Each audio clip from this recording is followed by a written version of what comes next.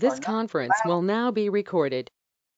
I'm not going to talk so much about the battles of the Second World War as I am the strategies. I'm going to focus on strategic meetings that were held between 6 key leaders. And you see on the screen those 6 leaders, and I'm going to talk about them some more individually. So I'm not going to talk about them right this minute. I took this from a book called 3 Days at the Brink, written by Brett Baer. I don't know if you know who he is. He is a chief political anchor for Fox News. And he has written a number of different books about the Second World War. He served as the chief White House correspondent for Fox News between 2006 and 2009. He's also been the national security correspondent. He reported from Iraq 12 times and from Afghanistan 13 times. So he's had a lot of exposure to the current political upheaval. The book is the story about World War II, and it's more in the context of the strategies that were established by the big 3 on the Allied side, Roosevelt, Churchill, and Stalin, and by the Axis leaders. And I didn't know nearly as much about what the Axis leaders were doing as I do now. Hitler, Mussolini, and Tojo. And they actually, those 3 acted in concert.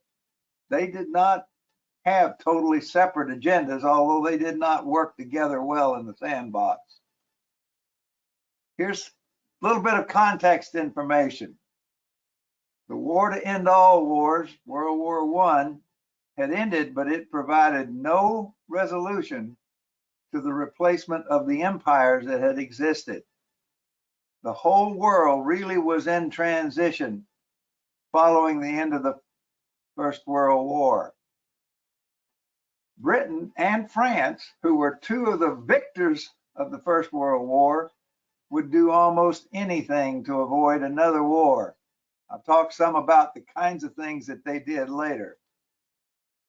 America had no interest in a European war, but we were coercing Japan to stop their expansion. And I learned a lot about what we tried to do and what that might have had to do with causing Japan to initiate war against us. The worldwide depression was the incentive that bolstered the rise of Hitler, and Hitler had unlimited aspirations. I remember going one time to Nuremberg, maybe 40 years ago, and seeing something that was called the World Court.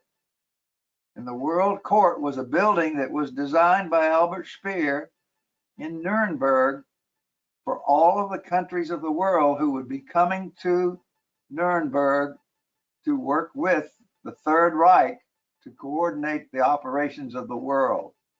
Needless to say, that never happened. But that was Hitler's aspiration. He was going to take over the world.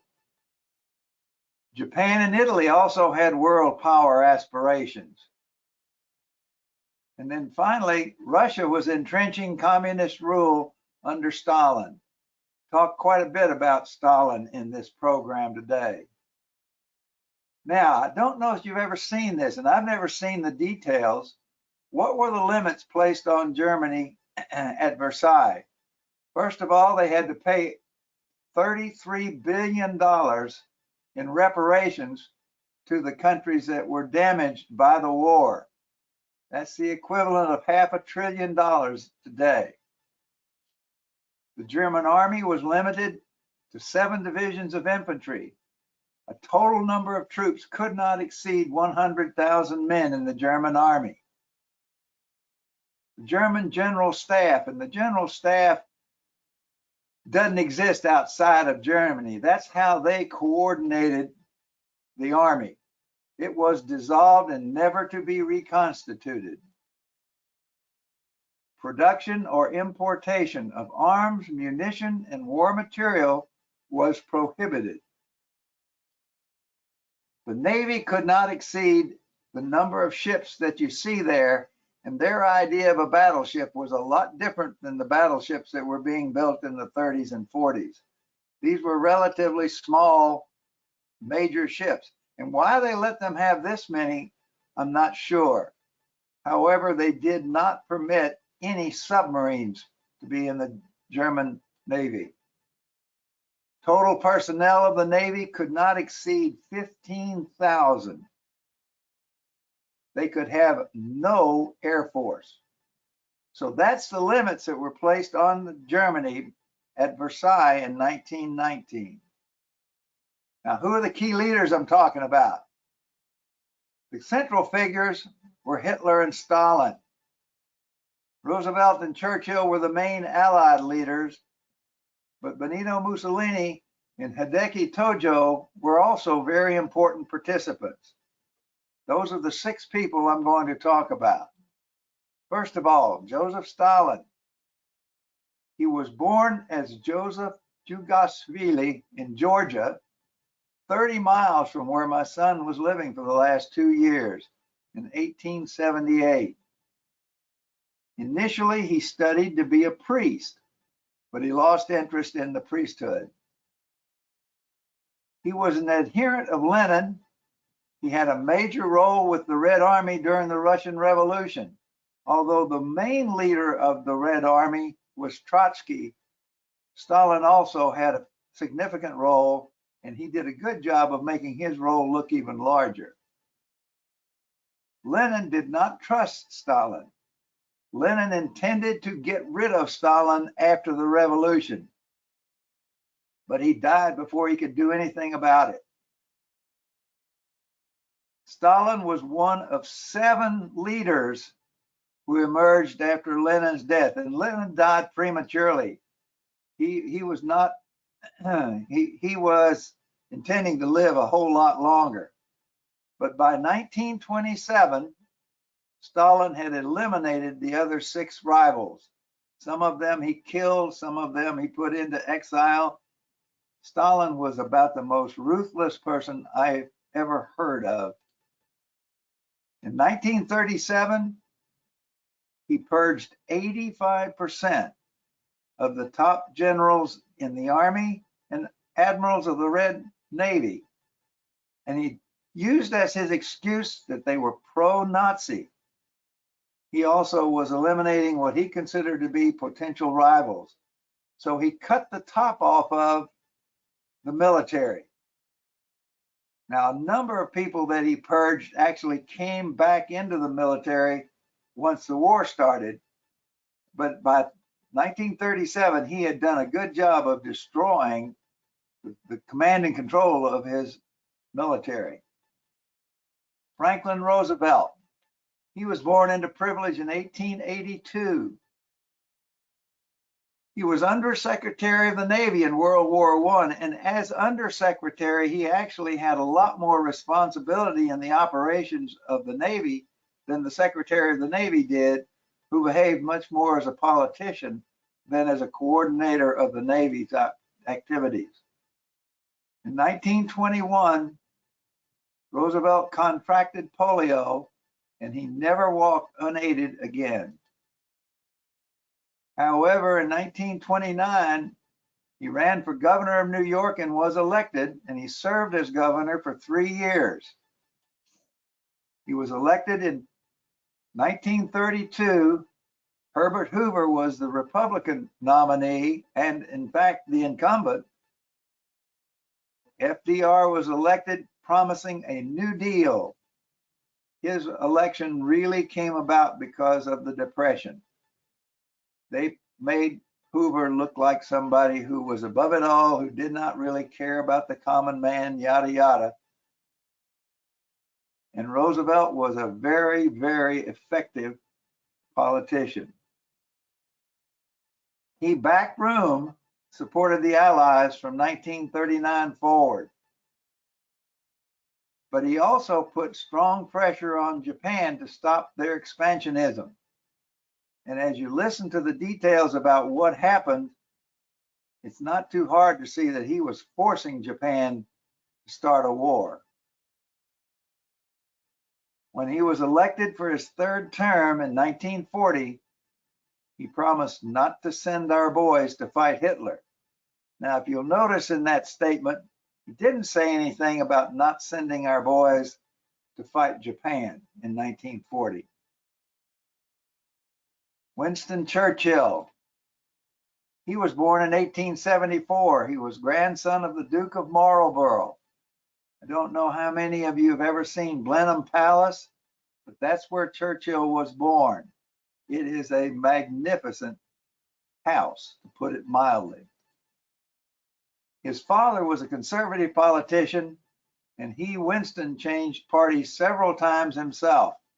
You know, he's the one who made the famous statement, something about if you don't care for people when you're young, you have no heart. If you don't care for the system if you're a politician as a conservative when you're older, there's something the matter with you. If you're not a politician, a conservative. He was First Lord of the Admiralty in World War I, and so he really was an associate of Roosevelt's in the First World War. He was personally held responsible for the disaster at Gallipoli. He left the Admiralty, actually took a commission back in the Army, and served on the Western Front. He was a voice in the wilderness in the 1930s, warning anyone who would listen about Hitler. He saw the danger in Hitler and vocally tried to warn the people in his country long before anybody else did. He was an imperialist. He believed in the British Empire to his very core. He and Roosevelt fought about that. Mostly, he gave in to Roosevelt, even though he didn't agree with him. He also never trusted Stalin. Churchill had a good sense of who the good guys were and who weren't. Benito Mussolini, I didn't know very much about Mussolini. He was born in 1883. Have you noticed that these people were all born at the same time? In 1802, he immigrated to Switzerland, partially to avoid compulsory military service. He became a social activist. He actually was either a communist or certainly a communist clone in his youth. He was deported from Switzerland. He was arrested repeatedly. He was a troublemaker when he was a young man. During World War I, he denounced the Central Powers, and that's Germany, Austria, Hungary, as imperialists. He joined the Italian army and he fought the Austrians. So he fought on the side of the Allies in the First World War. He became a fascist in the early 20s, and his rhetoric was very similar to Hitler. In 1922, he led the Black Shirts in a coup and became Prime Minister of Italy. In the mid-20s, he then dismantled all of the constitutional restraints on his power, and he built a police state in Italy in the mid-20s. Adolf Hitler. He was born in Austria in 1889. I've heard people who call him Adolf Schicklgruber. That was his grandfather's name, but his father's name was Hitler. And how they changed those names isn't worth the discussion. His father beat him repeatedly. He also considered becoming a priest when he was young.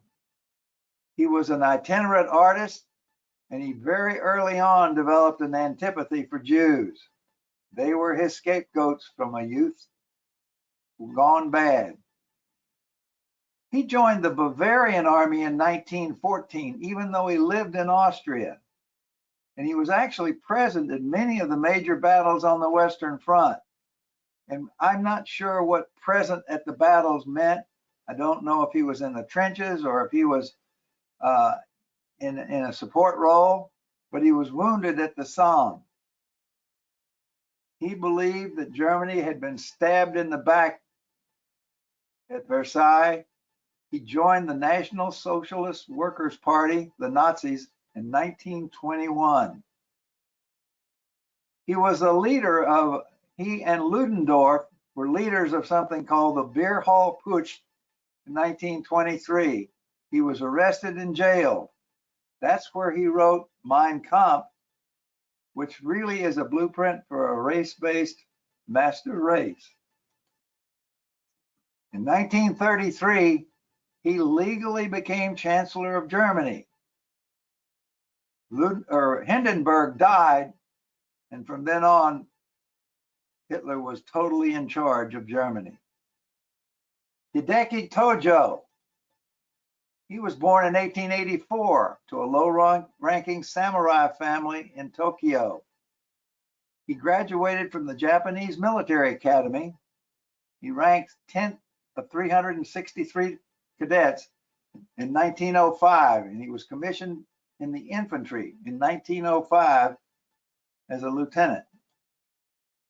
By 1934, so he'd been in the Army 30 years, he was promoted to Major General, Chief of the Personnel Department within the Army Ministry.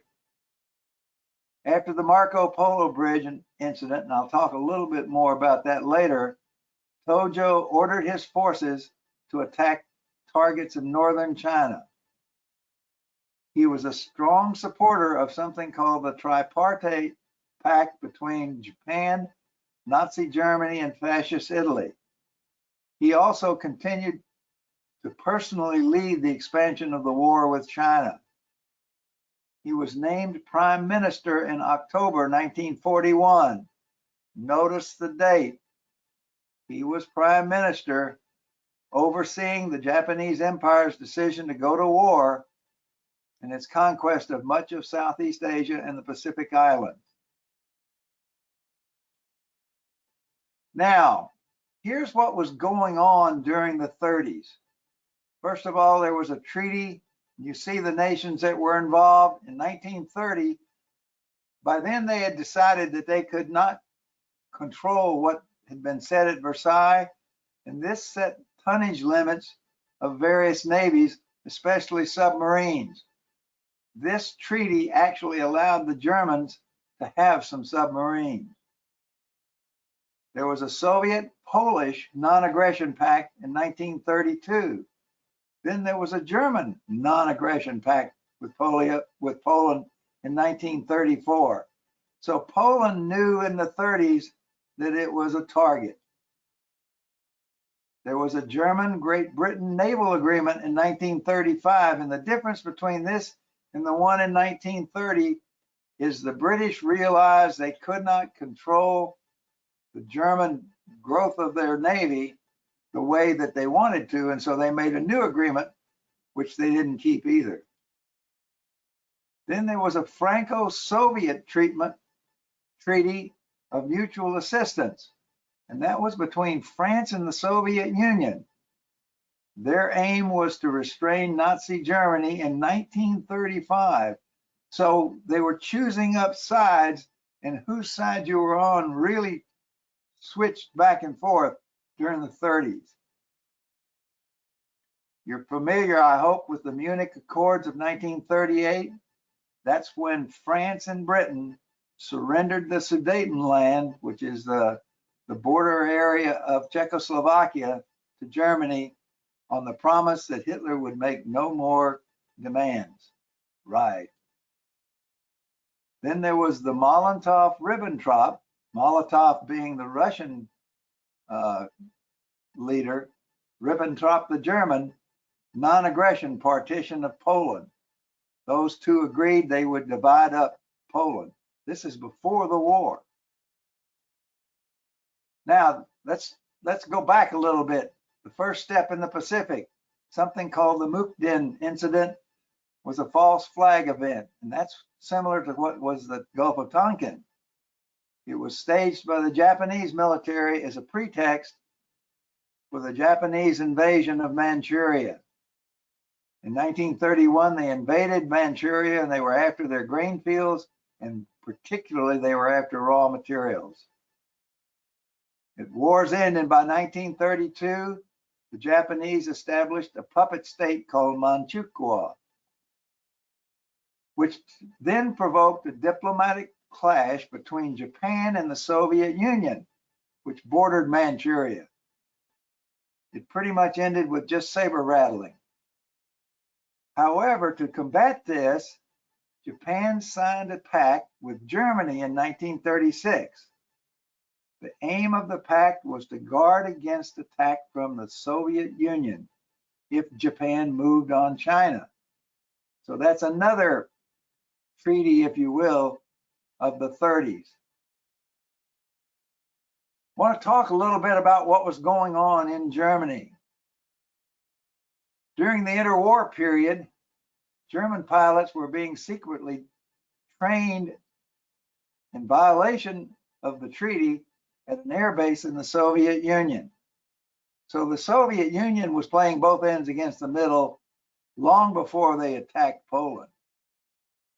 With the rise of the Nazi Party and the repudiation of Versailles, the Luftwaffe was publicly acknowledged in 1935, 2 weeks before their open defiance of the Versailles Treaty. Now, here's a piece of information I did not know. You might have wondered why the Germans never had any strategic bombing capability. In 1937, there was both an interest in a strategic bombing development and in other kinds of military air. And the man who was the prime proponent of strategic bombing died in 1937. And then what they did is they focused on dive bombing, because dive bombing achieved better results, cheaper, and more accurately. That led to the development of the Junkers Ju-87. The plan to develop a heavy bomber force was then limited to twin-engine medium bombers, the Ju-88 being and the Dornier 114, I think, because they took less material, they took less manpower, and their production capacity could produce more medium bombers than heavy bombers. The Messerschmitt B-109 was, along with the FW-190, the backbone of the Luftwaffe's fighter force. The Bf-109 saw service in 37 in the Spanish Civil War, and by the late 30s, they had built 3,000 of the 109s. They built a total of 33,000 Bf-109s during the war. That's more than the British built of Spitfires and Hurricanes put together. They made a lot of this particular fighter airplane. Now, rebuilding the Navy. Germany immediately began to circumvent the restrictions of Versailles. They developed U-boats in the 30s through a submarine design office in the Netherlands and a torpedo research program in Sweden. And even before the Nazis seized power, the German government had decided to launch a rearmament program that included U-boats, airplanes, and even an aircraft carrier. The aircraft carrier was never built. They launched the first pocket battleship, and that term was a kind of a misnomer, called the Deutschland in 1931. In 35, remember back to what I was talking about, treaties, Germany was allowed to build a navy equivalent to 35% of the British surface ship tonnage and 45% of their submarine tonnage. So they, I guess you'd say, thought that a partial agreement was better than just letting the Germans do whatever they wanted, which is what they did. Battleships were to be limited to no more than 35,000 tons. Now, the two I knew of, and I suspect you've heard of, the Bismarck was the biggest battleship in the world when it was built, other than the Japanese Yamato. It was a 50,000 ton battleship. And Tirpitz, which was finished after Bismarck, was even bigger. It was a 53,000 ton. These battleships had 15-inch guns. At the outbreak of the war, the Kriegsmarine had a fleet of 57 U-boats. So that's how many they started the war with. They added to this number all the way through 1943. By 43, losses exceeded new construction. And throughout the war, they built a little bit over 1,000 Untersee boats. Now, what was America doing while all this was going on? From 1921 to 1936, we thought that the United States should avoid future wars with any other major powers except possibly Japan. They believed that the nation could achieve this goal with a minimum of defensive strength. In 1935, appropriations started to increase, improving readiness for action. They saw what was happening in the Pacific. They reflected the planning of MacArthur's tour as chief of staff from 30 to 35, and the Army had a modest increase in size. And what I've heard is that the outbreak of the Second World War, our Army was the 17th largest army in the world.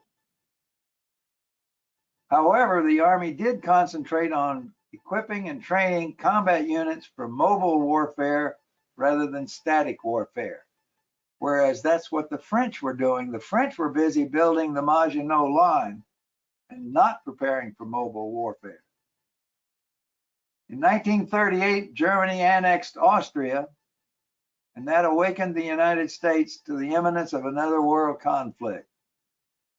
Under the leadership of Marshall and Secretary of War Stimson, the Army began in 1940 a large expansion designed to protect the country, but defensive primarily. Now, what was the American Navy doing? It was still a battleship navy. But Billy Mitchell had demonstrated what air power might be able to do to battleships. In 1921, he was then court-martialed.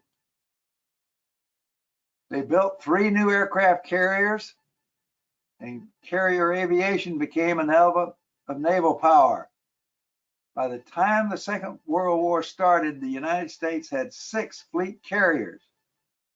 Just to give you an example, England had 9 and Japan had 10. The ship you see on the right, the USS Ranger CV-4, was the first fleet carrier that was built, and I think it was built in 1932. Submarines were intended for coastal protection. Their role would be to intercept enemy fleets approaching our coast. We proclaimed neutrality as World War II started, but the fleet patrolled the sea under conditions that approached war.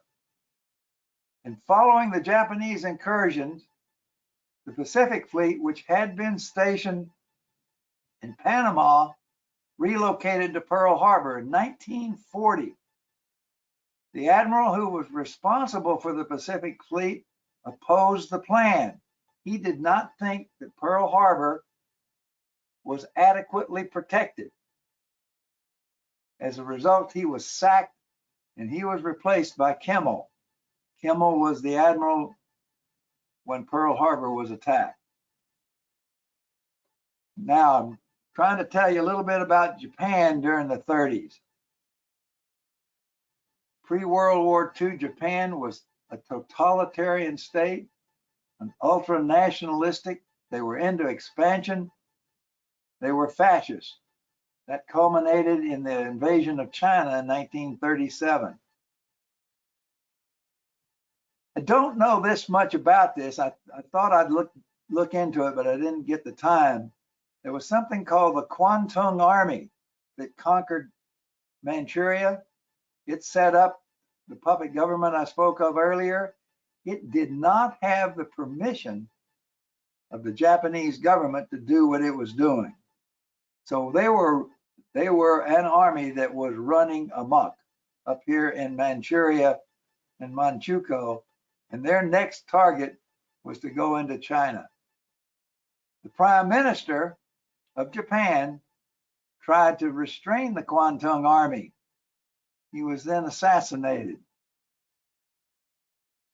Japan invaded China in 1937, and their intent was to establish the Greater East Asia Co-Prosperity Sphere, which was a Pan-Asian Union under Japanese domination.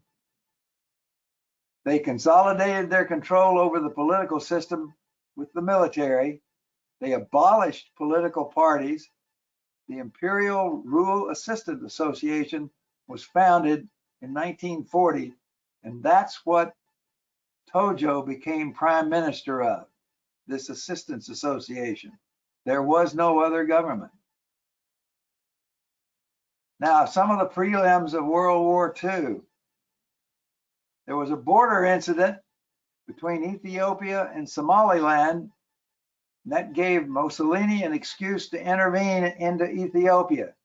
200,000 Italians invaded Ethiopia in 1935. There's something called the Laval Pact, which was a secret proposal prepared by the British Foreign Secretary and the French Prime Minister to give away Abyssinia. The French and the British wanted no part of what was going on in North Africa. However, when the people of both of those countries found out about it, they were really distressed. And so this proposal to give it away was withdrawn. However, in 1936, Italy began a new, broader advance, and they were even using poison gas. They entered Addis Ababa in 1936. In 1936, Italy and Germany signed a secret protocol aligning their foreign policies on the Spanish Civil War, the League of Nations, and the crisis in Abyssinia. And that's the first formal, that I could find, connection between Italy and Germany. Although they were very similar, this is the first time they actually started acting in concert. For the next 3 years, Italy occupied Ethiopia, and Britain and France both remained on the sidelines until the Germans invaded Poland. Meanwhile, in Asia, Chinese and Japanese troops exchanged fire near the Marco Polo Bridge. It immediately escalated into a battle.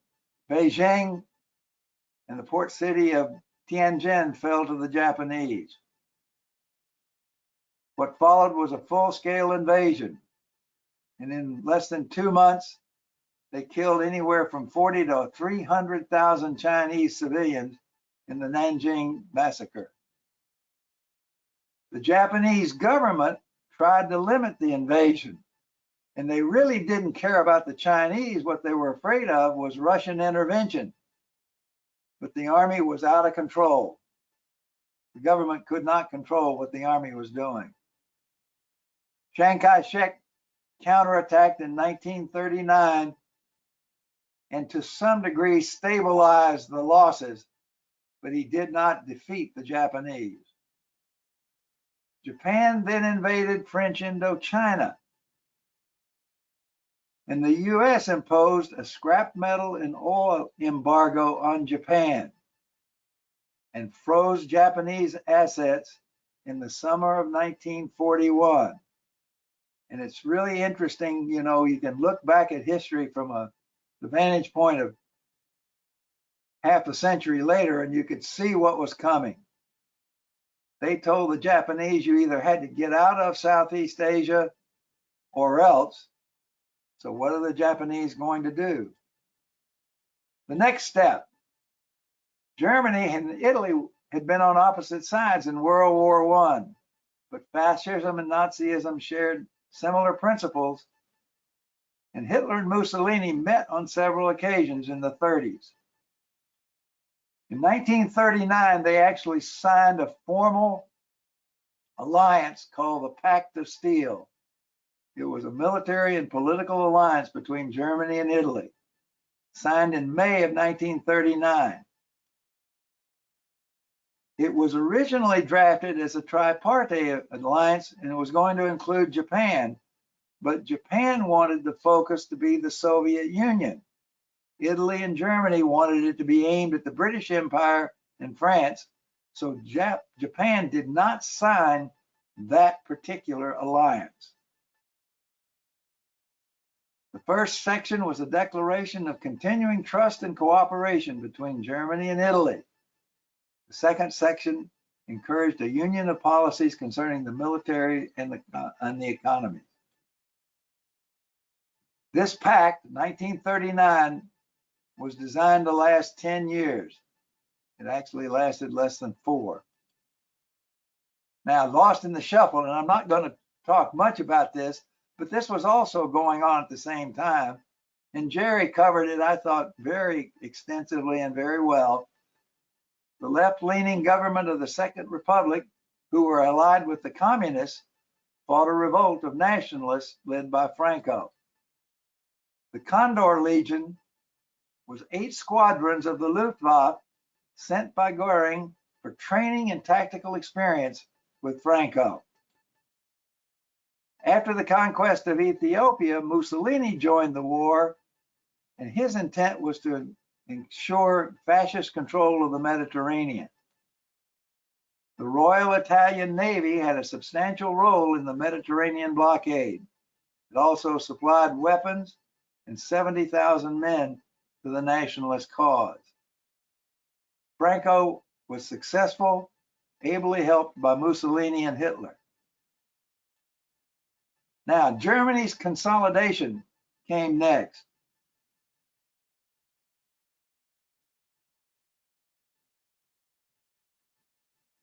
First of all, there was a plebiscite in the Saar, and this is the Saar here. It's an area between France and Germany. Germany asked that there be a vote taken in that area. Did they want to be part of France or did they want to be part of Germany? And they said they wanted to be part of Germany. Then they reoccupied the Rhineland. The Rhineland had been considered at Versailles no man's land. There were to be no military forces in there of any kind from anybody. In 1936, Hitler marched into the Rhineland. They annexed Austria in 1938. And again, there was no resistance put up. The Austrians acted like they were happy to have the Germans there. Then they occupied the Sudetenland, and that's this border area of Czechoslovakia. And what they said was those were Germans living in that area, and they legitimately had a right to be part of the Third Reich. That's when the British and the French signed the Munich Accord, where Hitler said, I'm not going to do anything else, except that the next thing he did was occupy the rest of Czechoslovakia. And then in 1939, they invaded Poland using as a number of different protests or pretexts that they were trying to protect people of Germany and East Prussia who were being put upon by the Poles.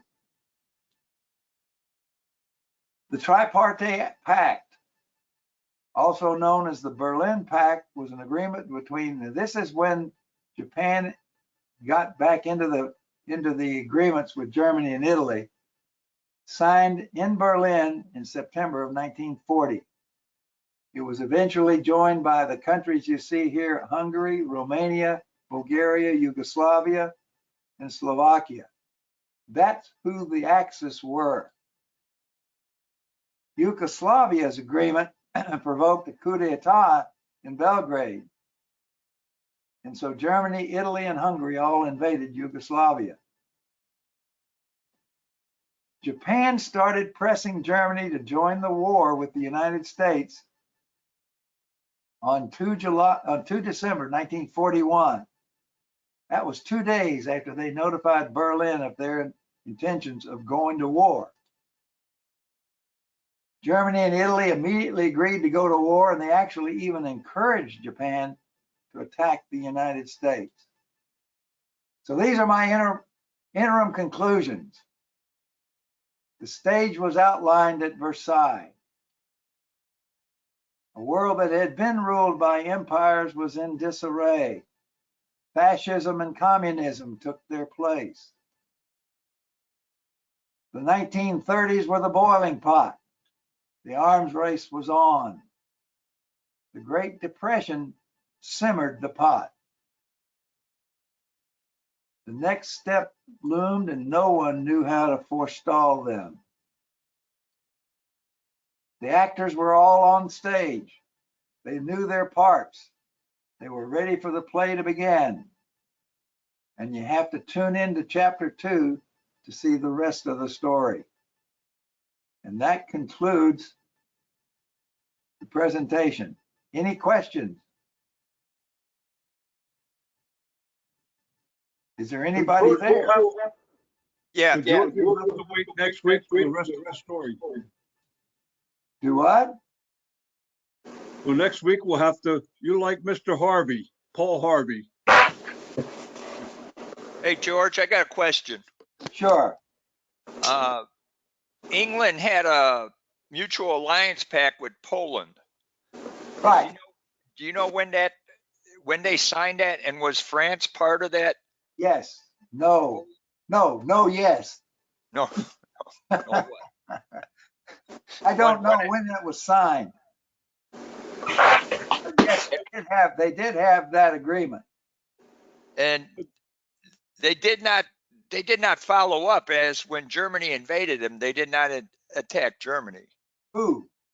England. Yeah, at that time it did. They declared war on Germany as soon as they attacked Poland. They gave them, I think, 48 hours. Yeah, but they didn't do anything, right? What they did was they put their expeditionary forces onto the continent.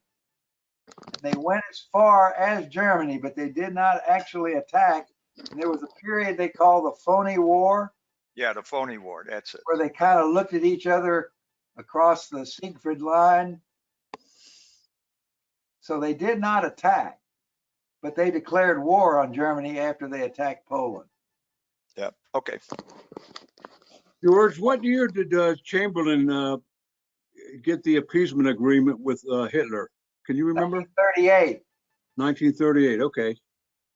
Chamberlain was actually, excuse me. Go ahead. Chamberlain was still prime minister when the war started. Yeah. He was part of the declaration of war, but then he resigned in Churchill's place. 1940. Right. No, 39. 39, yeah. 39, yeah, okay. Yep. George, can you just define fascism in 2 or 3 sentences? I'm in charge. You're going to do what I want or I'm going to kill you. Okay. But it was state control of industry, or state control of whatever they wanted to be in control of. In Germany, for instance, there were individual, call them capitalistic corporations. The biggest one was Krupp. Krupp was not owned by the state. Krupp was owned by the Krupp family. The various aviation companies were private companies, but they did what they were told. If you wanted to build a ship, Floman Voss would build whatever you told him to build.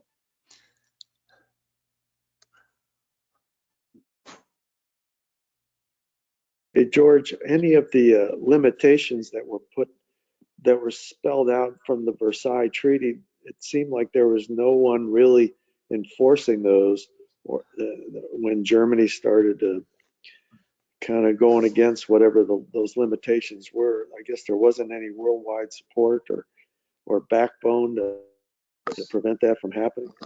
Supposedly, when they first started to do it, had the Allies said, if you don't stop what you're doing, we're going to come in and take your lunch away. Supposedly they would have stopped, but they bluffed. And France and England had suffered so much from the First World War, they had no stomach whatsoever for any kind of military confrontation. Did the League of Nations have any power over that? The League of Nations didn't have any power over anything. Yeah. It was a toothless organization. I'm sure that letters were sent, sanctions were made, and nobody paid any attention, or the Germans didn't pay any attention to them. George, George, my understanding of Woodrow Wilson is although he came home and sold the League of Nations really hard around the country, he also was very adamant that the Versailles Treaty had created the groundwork for another war. It wasn't, it was even worse than that. The United States never joined. Yes, that's correct. He could not get the Senate to join the League of Nations. And it was his fear that we had already laid the groundwork for another war, didn't he? Absolutely, and we did. Yeah. Yep. well, George, part of the problem with Wilson is during the negotiations at the Versailles Treaty, he was sick for 3 weeks and could not participate. Right. And basically the French and the English took over. And so he didn't. And then the other point is Haile Selassie, the emperor of Ethiopia, when Italy invaded Ethiopia, he went and appealed to the League of Nations, and they did nothing, absolutely nothing. Right. So Mussolini showed that they had no teeth. Right. And then, of course, when Mussolini invaded Libya, the Germans had to come and bail him out. Bail them out. Yes. Correct.